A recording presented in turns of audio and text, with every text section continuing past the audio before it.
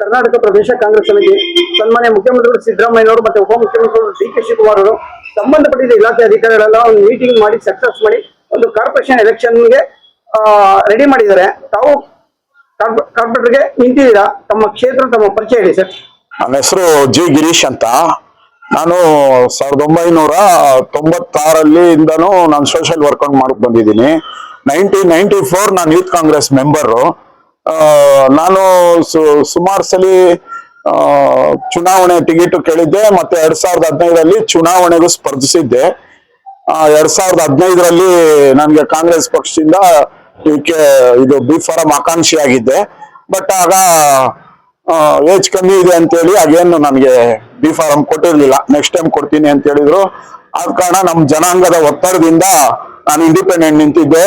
3,500 vote ತಗೊಂಡಿದ್ದೆ ನಾನು. ಆಗ ನಮ್ಮ ಶಾಸಕರು ದಿನೇಶ್ ಗುಂಡೂರಾವ್ ಸಾಹೇಬ್ರು ಅವರು ನಮ್ಮನ್ನೆಲ್ಲ ಕರೆದು ಮತ್ತೆ ಪಕ್ಷಕ್ಕೆ ಸೇರ್ಪಡೆ ಮಾಡ್ಕೊಂಡ್ರು 2016.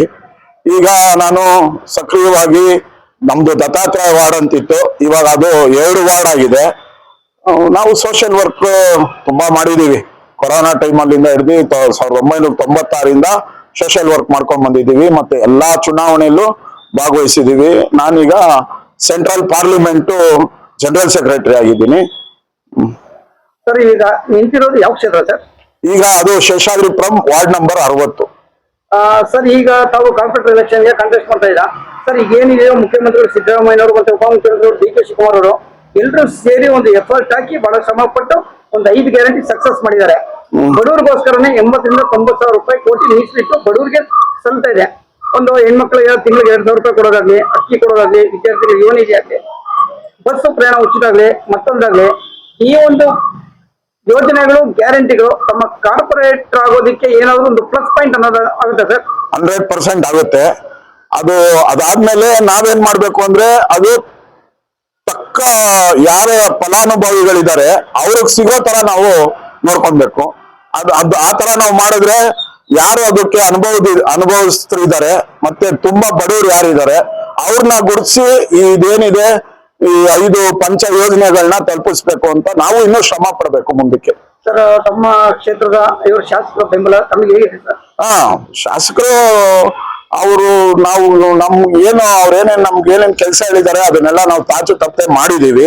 ಅದನ್ನ ಮಾಡಿದ್ಕೆ ಅವರು ನಮ್ಗೆ ಸೆಂಟ್ರಲ್ ಪಾರ್ಲಿಮೆಂಟ್ಗೆ ಅದನ್ನ ಗುರ್ಸೆ ನಮ್ಮನ್ನ ಜನರಲ್ ಸೆಕ್ರೆಟರಿ ಮಾಡಿದ್ದು. ಮತ್ತೆ ನಾವು ಇನ್ನೂ ಕೆಲಸಗಳು ಮಾಡ್ತಾನೆ ಇದೀವಿ. ಏನ್ ಕಾರ್ಪೊರೇಷನ್ ಎಲೆಕ್ಷನ್ ಬಂದಿಲ್ಲ ಅಂತ ನಾವೇನ್ ಕೈ ಕಟ್ಕೊಂಡು ಕುಂತಿಲ್ಲ.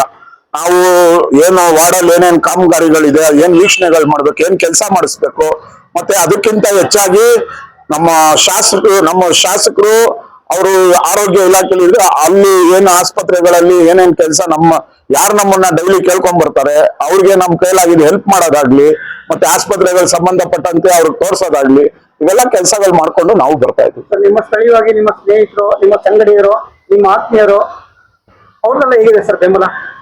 ಎಲ್ಲಾರ ಬೆಂಬಲ ಏನಿದೆ, ಅದಕ್ಕೆ ಅಲ್ವಾ ನಾವು ಲಾಸ್ಟ್ ಟೈಮ್ 2015 3,500 ಓಟ್ ತಗೊಂಡು ತೋರಿಸಿದೀವಲ್ಲ.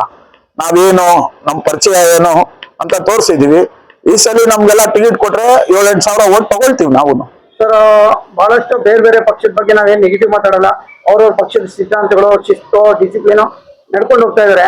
ಈಗೇನಿದೆಯೋ ಸಿದ್ದರಾಮಯ್ಯನವರು, ಡಿ.ಕೆ. ಶಿವಕುಮಾರ್ ಅವರು ಬಹಳಷ್ಟು ಎಫರ್ಟ್ ಹಾಕಿ ಬಹಳ ಒಳ್ಳೆ ಕೆಲಸ ಮಾಡ್ತಾ ಇದಾರೆ.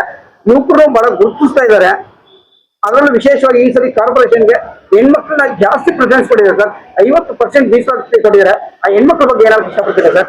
ಖಂಡಿತವಾಗ್ಲು. ಈಗ ನಾನು 2 ಫಾರಂ ತಗೊಂಡಿದ್ದೀನಿ, 1 ತಗೊಂಡಿಲ್ಲ, 2 ಫಾರಂ ತಗೊಂಡಿದ್ದೀನಿ.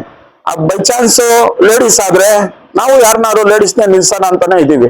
ಹಾಗಾಗಿ ಈ ಸ್ಥಳೀಯ ಚುನಾವಣೆ ಇರೋದು ಜನರ ಮಧ್ಯೆ ಇರೋರಿಗೆ ನಿಂತ್ಕೊಳ್ಳಕ್ಕೆ. ನನ್ನ ಹತ್ರ ದುಡ್ಡು ಇದೆ, ನನ್ನ ಹತ್ರ ಅದು ಇದೆ, ಇದು ಇದೆ, ನಾನು ಹಂಗೆ ಅಲ್ಲ. ಜನದ ಹತ್ರ ಕೆಲಸ ಮಾಡಿರೋರ್ಗೆ ಬಿ ಫಾರಂ ಕೊಡ್ಬೇಕು. ಅವರು ಖಂಡಿತವಾಗ್ಲೂ ಗೆಲ್ತಾರೆ. ಆ ಕೆಲ್ಸನ ಸಿದ್ದರಾಮಯ್ಯ ಸಾಹೇಬ್ರು ಇರ್ಬೋದು, ಮತ್ತೆ ನಮ್ಮ ಡಿ.ಕೆ. ಶಿವಕುಮಾರ್ ಸಾಹೇಬ್ ಇರ್ಬೋದು, ನಮ್ಮ ಸ್ಥಳೀಯ ಶಾಸಕರಾದ ದಿನೇಶ್ ಗುಂಡೂರಾವ್ ಸಾಹೇಬ್ ಇರ್ಬೋದು, ಅವರು ಖಂಡಿತವಾಗ್ಲೂ ಗುರುತಿಸ್ತಾರೆ. ಹೆಣ್ಮಕ್ಳು ಕೊಟ್ಟಿರೋದಕ್ಕೆ ಖುಷಿ ಆಗುತ್ತೆ. ಈಗ ಹೆಣ್ಮಕ್ಳು ಕೊಟ್ರೆ ಅವರು ನಮ್ಗಿಂತ ಶಾರ್ಪ್ನೆಸ್ ಇರ್ತಾರೆ. ಅವ್ರಿಗೆ ಇವಾಗ ಒಂದ್ ಮನೆನೇ ಅಚ್ಚುಕಟ್ಟಾಗಿ ನೋಡ್ಕೊಳ್ಳೋರು ನಾವು ವಾರ್ಡ್ನ ನೋಡ್ಕೊಳಲ್ವಾ, ನಾವು ಅವ್ರಿಗೆ ಬೆಂಬಲ ಕೊಡ್ಬೇಕು. ಅದನ್ನ ನಾವು ಮಾಡ್ಬೇಕು ಅಂತ ಹೇಳ್ತೀವಿ.